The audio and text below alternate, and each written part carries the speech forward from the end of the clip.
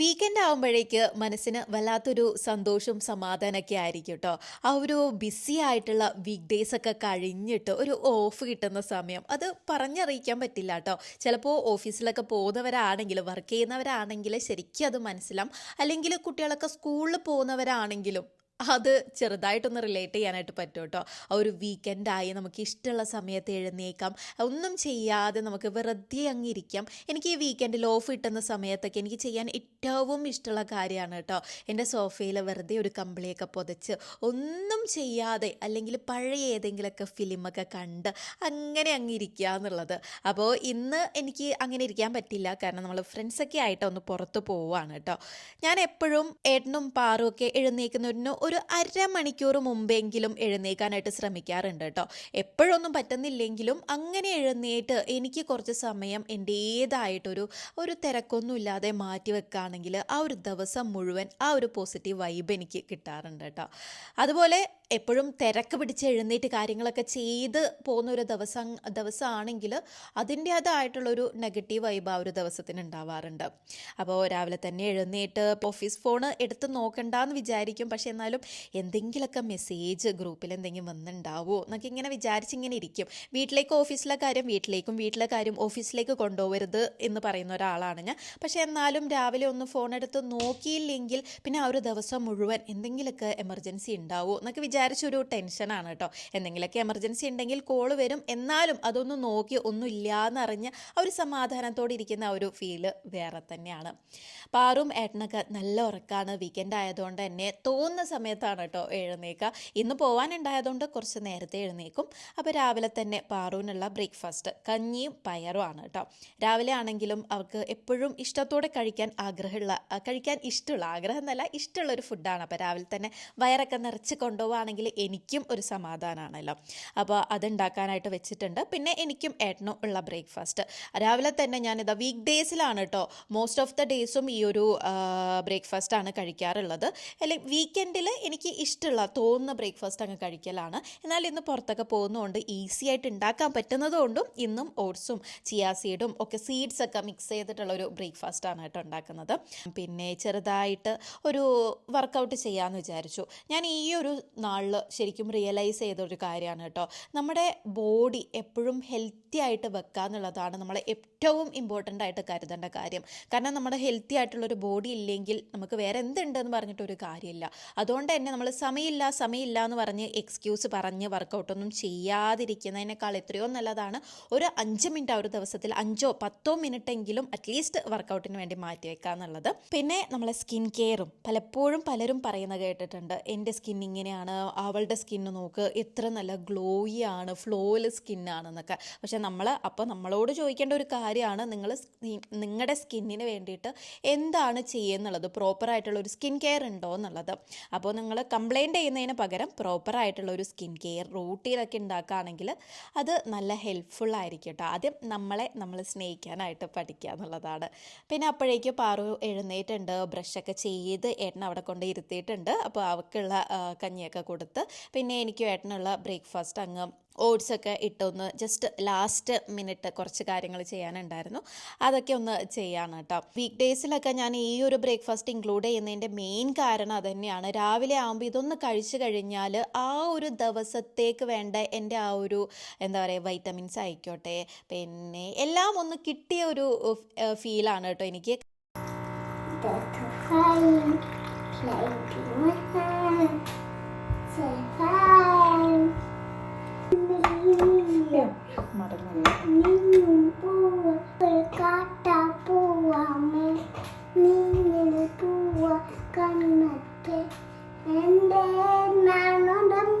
അപ്പോൾ പാറക്കുട്ടി ആണെങ്കിൽ ഇപ്പം ആൾക്ക് ഭയങ്കര ഇഷ്ടമാണ് ഇങ്ങനെ ക്യാമറയുടെ മുന്നിൽ വെച്ച് സംസാരിക്കാനും ഡാൻസ് ചെയ്യാനും പാട്ട് പാടാനൊക്കെ. അതാണ് അവിടെ വന്നിട്ട് ഇങ്ങനെ ഓരോന്ന് കാണിച്ചുകൊണ്ടിരിക്കുന്നത്. അങ്ങനെ പെട്ടെന്ന് ഒന്ന് റെഡിയായി നമ്മൾ ഇറങ്ങി കേട്ടോ. നമ്മൾ 2 ഫ്രണ്ട്സും അവരുടെ ഫാമിലിയൊക്കെ ഉണ്ട്. നമ്മളെല്ലാവരും കൂടി ഒരുമിച്ചാണ് കേട്ടോ ഇന്ന് പോകുന്നത്. അടുത്തുള്ളൊരു വില്ലേജിലേക്കാണ് പോകുന്നത്. നല്ല പച്ചപ്പുള്ള ഒരു വില്ലേജിലേക്ക്. മജ്ബൂസ ഇത് നോക്കുന്നേ, ഇങ്ങോട്ടേക്ക് നോക്ക്.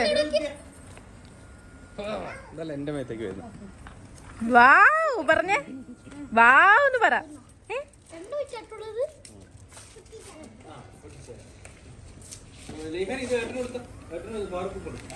മോളിലേക്കാക്ക്.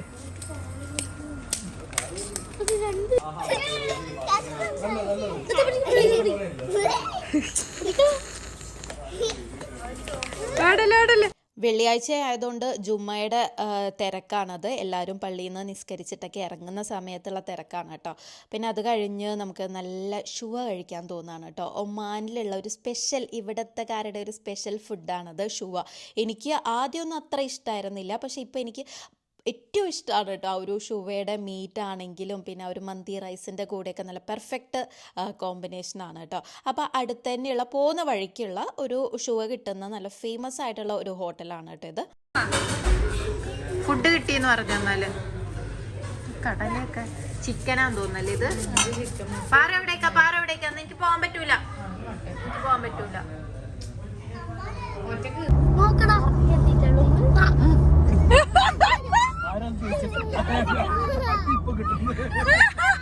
വർക്കെത്തിയിട്ടേ ഉള്ളു. അവളെ ഇപ്പോഴൊന്നും എത്തൂലെന്ന് തോന്നുന്നുണ്ട്.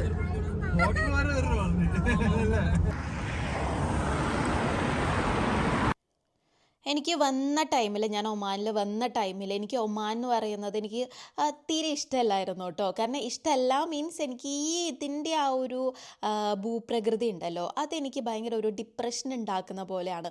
കുറേ മലകൾ, പിന്നെന്താ ഡ്രൈ ആയിട്ടുള്ള മലകളായിരിക്കും കേട്ടോ. കുറച്ച് പച്ചപ്പൊക്കെ ഉണ്ടെങ്കിൽ അതൊരു ഹാപ്പിനെസ് തരുമല്ലോ, പക്ഷേ ഇത് ഭയങ്കര ഡ്രൈ ആയിട്ടുള്ള മലകളൊക്കെ ആയിരിക്കും. ആ ഒരു സമയത്ത് ഞാൻ സ്റ്റാറ്റസോ സ്റ്റോറിയൊക്കെ ഇടുന്ന സമയത്തൊക്കെ എൻ്റെ ഫ്രണ്ട്സൊക്കെ എൻ്റെ അടുത്ത് കളിയാക്കി ചോദിക്കുക, നിൻ്റെ മസ്കറ്റിൽ, നിൻ്റെ ഒമാനിൽ ഈ ഒരു മലയും കുന്നും കടലൊക്കെ അല്ലാതെ വേറൊന്നും ഇല്ലേ എന്നുള്ളത്.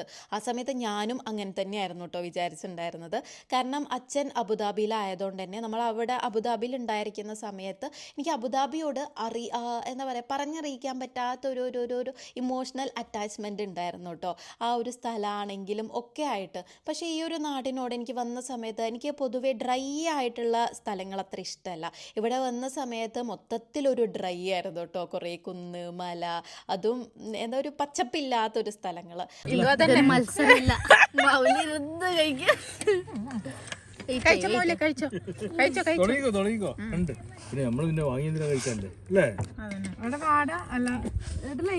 എനിക്കൊന്നും വേണ്ടേ?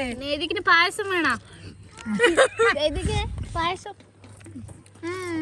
അങ്ങനെ പറഞ്ഞൊന്നുമില്ല. പക്ഷേ അത് കഴിഞ്ഞിട്ട് ഇവിടെ ഇങ്ങനെ നിൽക്കാൻ തുടങ്ങി കുറച്ച് നാൾ കഴിഞ്ഞപ്പോഴാണ് എന്തോ വല്ലാത്തൊരു ഇമോഷണൽ അറ്റാച്ച്മെൻ്റ് ഉണ്ടല്ലോ, ഞാൻ മുമ്പേ പറഞ്ഞ ആ ഒരു അറ്റാച്ച്മെൻറ്റ് ഈ ഒരു രാജ്യത്തോട് എനിക്ക് വന്നു തുടങ്ങി കേട്ടോ.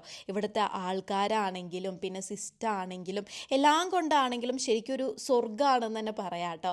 ഇവിടുന്ന് പോകേണ്ടി വരുന്ന ഒരു സമയം എന്നൊക്കെ വിചാരിക്കുന്ന സമയത്ത് എനിക്ക് ആലോചിക്കാൻ തന്നെ പറ്റുന്നില്ല. നമ്മൾ ജനിച്ച് വളർന്ന നാടിനോടുള്ള അതേ സ്നേഹം തന്നെയാണ് ഈ ഒരു നാടിനോടും ഇപ്പോൾ തോന്നുന്നത്. അപ്പോൾ ഇന്ന് നമ്മൾ വന്നേക്കുന്നതും അങ്ങനെ ഒരു സ്ഥലത്താണ്.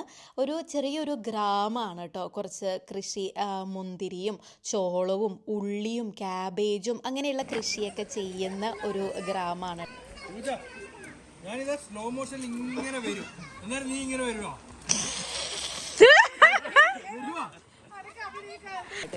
കുറച്ച് ട്രാവൽ ചെയ്യാനുണ്ട്. മസ്കറ്റിൽ നിന്ന് ഒരു 2-2.5 മണിക്കൂറോളം ഉണ്ട്. എന്നാലും ഇങ്ങനെയുള്ള സ്ഥലത്ത് വന്നിരിക്കുക എന്ന് പറയുന്നത് അത് വല്ലാത്തൊരു ഫീൽ തന്നെയാണ്. അത് എത്ര വലിയ കെട്ടിടത്തിൻ്റെ മുകളിൽ പോയി നിന്നാലും ആ ഒരു ഫീല് കിട്ടണമെന്നില്ല.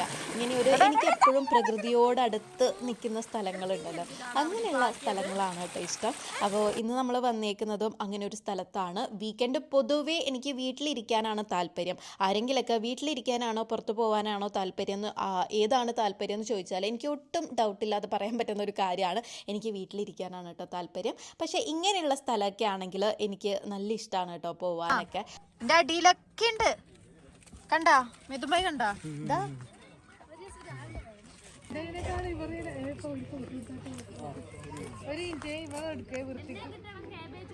നിനക്ക് കാബേജ് ഭയങ്കര ഇഷ്ടായി തോന്നല്ലോ. ആ രണ്ടും കിട്ടണം. നോണ നിർത്തിക്ക് എടുത്തു കൊടുക്കും. ഒരു മിനിറ്റ്.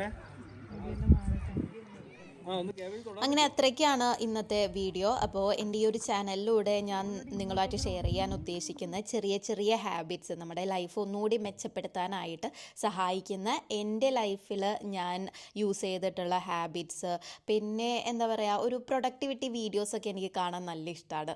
അപ്പോൾ അതുപോലുള്ള വീഡിയോസൊക്കെയാണ് കേട്ടോ. അപ്പോൾ ഇങ്ങനെയുള്ള കണ്ടൻറ്റും കാര്യങ്ങളൊക്കെ ഇഷ്ടമുള്ളവരാണെങ്കിൽ സബ്സ്ക്രൈബ് ചെയ്യാൻ മറക്കരുത്. അപ്പോൾ പുതിയൊരു വീഡിയോ ആയിട്ട് പെട്ടെന്ന് തന്നെ കാണാം.